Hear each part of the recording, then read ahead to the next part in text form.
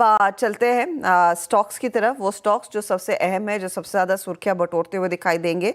और कल देर शाम दरअसल एक बहुत ही दिलचस्प अपडेट आया सारी पीएसयू कंपनियों से जुड़ा हुआ, और वो मेरे ख्याल में आज सबसे बड़ी डेवलपमेंट होती हुई दिखाई देगी।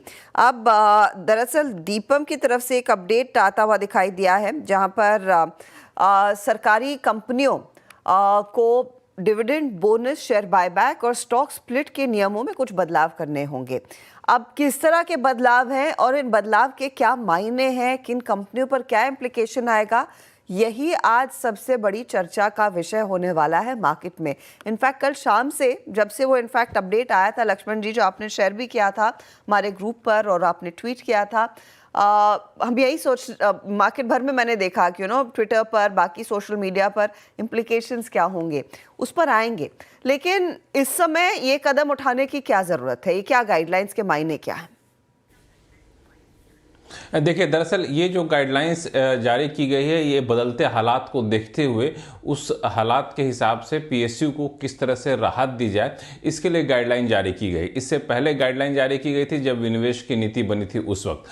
अब पीएसयू के पास बार बार पीएसयू ये कह रही थी कि हमारे पास जो पैसा कैश सरप्लस होता है, उस नई गाइडलाइन के मुताबिक मुझे बोनस जारी करना पड़ता है, मुझे डिविडेंड देना पड़ता है, जबकि मुझे उसे कैपेक्स में इस्तेमाल करना की ज़रूरत होती है। तो बार बार उनको अलग कमेटी की बैठक होती थी, उनको एग्जम्पशन दिया जाता था, लेकिन ऐसे रिक्वेस्ट इक्का दुक्का नहीं, बहुत सारे आने लगे। उसके बाद फाइनली एक बैठक करके ये किया गया, गाइडलाइन में ही क्यों ना बदलाव कर दिया जाए। अब उस गाइडलाइन में जो बदलाव किया गया है वो डिविडेंड को लेकर बदलाव किया गया है, बोनस शेयर जारी करने को लेकर बदलाव किया गया है, शेयर स्प्लिट करने को लेकर बदलाव किया गया और शेयर बायबैक करने के लिए बदलाव किया गया। संक्षिप्त में एक एक करके बता दूं सबको। सबसे बड़ी बात है डिविडेंड को लेकर के। अब ये कहा गया कि जो भी सरकारी कंपनियां हैं, अगर उनको जो है डिविडेंड देना होगा, अगर वो कम से कम 30% नेटवर्थ का, यानी पैक्ट का कम से कम 30% अगर वो मुनाफा कमाते, जिनका प्रॉफिट आफ्टर टैक्स है उसका 30%, अगर 30% मुनाफा कमाती हैं या नेटवर्थ का 4% मुनाफा कमाती हैं, तो उन्हें डिविडेंड देना पड़ेगा। अब आप पूछेंगे इसमें राहत क्या दी गई है? राहत ये दी गई कि पहले ये नेटवर्थ का 4% नहीं था, पहले नेटवर्थ का 5% था, तो उस 5% को 5% की शर्त को घटा करके 4% कर दिया गया है। इसमें एक और पेंच है, वह है कि फाइनेंशियल सेक्टर की जो एनबीएफसी सरकारी कंपनियां हैं, वहां पे नेटवर्थ वाली शर्त को हटा दी गई है। वहां सिर्फ कहा गया है कि अगर आपका प्रॉफिट आफ्टर टैक्स जो है 30% होता है, आपके नेट 30% होता है प्रॉफिट आफ्टर टैक्स जो है, तब आपको जो है यहाँ पे डिविडेंड देना पड़ेगा। जो बाकी 4% वाली शर्त थी उसको हटा दी गई है। दूसरा जो है सो एक शेयर बायबैक की शर्त की गई। उसमें कहा गया कि जिन सरकारी कंपनियों का मार्केट प्राइस जो है, शेयर मार्केट प्राइस जो है, बुक वैल्यू से लगातार पिछले 6 महीने से में कम होगा, वो शेयर बायबैक करेंगी। पहले 6 महीने वाली शर्त नहीं होती थी। इसी तरह से कहा गया है कि शेयर बायबैक के लिए 1500 करोड़ रुपए का कैश और के लिए बायबैक जरूरी होगा, और जो पहले 1500 करोड़ की जगह 1000 करोड़ रुपए होता था। बोनस शेयर में बदलाव किया गया और कहा गया है कंपनियों के पास अगर रिजर्व और surplus, paid up equity capital 20 गुना के बराबर या उससे ज़्यादा है, उन्हें बोनस शेयर जारी करना होगा। पहले 20 गुना की शर्त नहीं थी, पहले 10 गुना की शर्त यहाँ पर रखी गई थी। अब इसी तरह से कहा गया कि अगर लगातार 6 महीने तक शेयर की कीमत फेस वैल्यू के 150 गुना से ज़्यादा है तो शेयर स्प्लिट करना होगा। पहले 150 गुना नहीं था, पहले सिर्फ 50 गुना की शर्त रखी गई थी। हालांकि शेयर स्प्लिट में कहा गया कि 2 शेयर स्प्लिट के बीच में कम से कम 3 साल की अवधि होनी चाहिए, गैप होनी चाहिए। इस तरह से अलग अलग पैमाने पर जो है ये छूट देने की कोशिश की गई है। जो सब्सिडरी है वहाँ पर यह कहा गया कि इस गाइडलाइन को पालन करने की जिम्मेदारी पेरेंट कंपनी की होगी। पेरेंट कंपनी सुनिश्चित करे कि उनकी ये सब्सिडरी, अगर उनका 51% से ज़्यादा हिस्सेदारी है, तो वो इस गाइडलाइन का पालन करे। तो ये एक नई गाइडलाइन अब लागू हो गई है। तो नई गाइडलाइंस लागू हो गई हैं।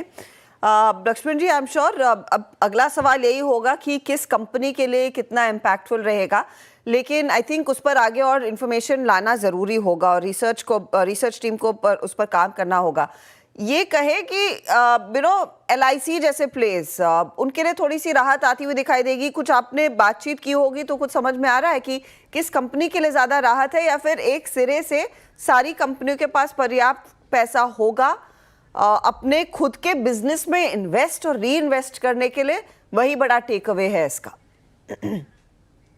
देखिए, किसी एक कंपनी को टारगेट करके ये गाइडलाइन जारी नहीं की गई है। ये दरअसल सभी सरकारी कंपनियां जो सीपीएससी है, केंद्र सरकार की सरकारी कंपनियां हैं, उनके लिए गाइडलाइन लागू की गई है। और सभी सरकारी कंपनियों के पास इस गाइडलाइन के लागू होने के बाद ज़्यादा कैश सरप्लस होगा, क्योंकि उन्हें जल्दी ज़्यादा डिविडेंड देना पड़ता था। डिविडेंड की शर्तें आसान की गई है, बोनस शेयर की शर्तें आसान की गई है।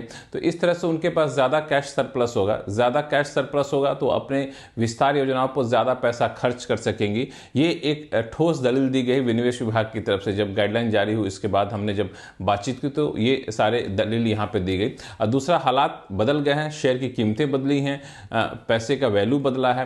तो इस हिसाब से भी पहले की गाइडलाइन थोड़े से अप्रासंगिक हो गई थी, तो उसको ठीक करने की कोशिश यहाँ पे की गई है।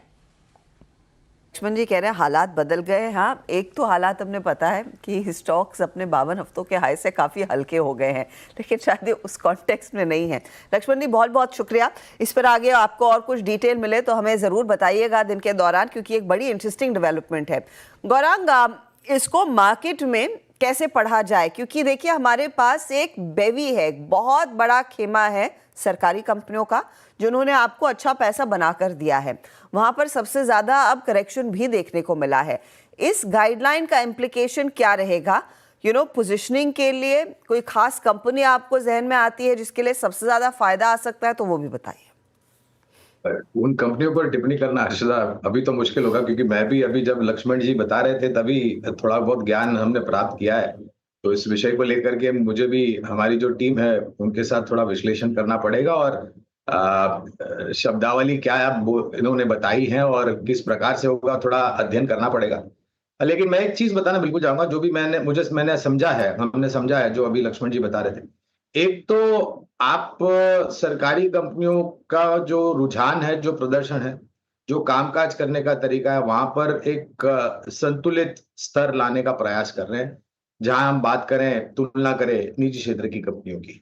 दूसरी तरफ जिस प्रकार की नीतियां पहले बनी थी और आज की तारीख में जिस प्रकार का माहौल है, तो इस प्रकार के बदलाव अभी किए और शायद आने वाले भविष्य में इस प्रकार के बदलाव किए जाएंगे, जहां पर भी सरकार को अनिवार्य लगा कि कुछ नियमों को लेकर के कठिनाई हो रही है सरकारी कंपनियों को अपने कामकाज को लेकर के आगे बढ़ाने के लिए। एक जो चीज समझ में आई है वो है कि कंपनी अब ज्यादा अपने जो रिजर्व्स हैं उसका इस्तेमाल, जैसे अभी आप बात कर रहे थे, invest and reinvest and possibly synergies जो है इन विथ रिस्पेक्ट टू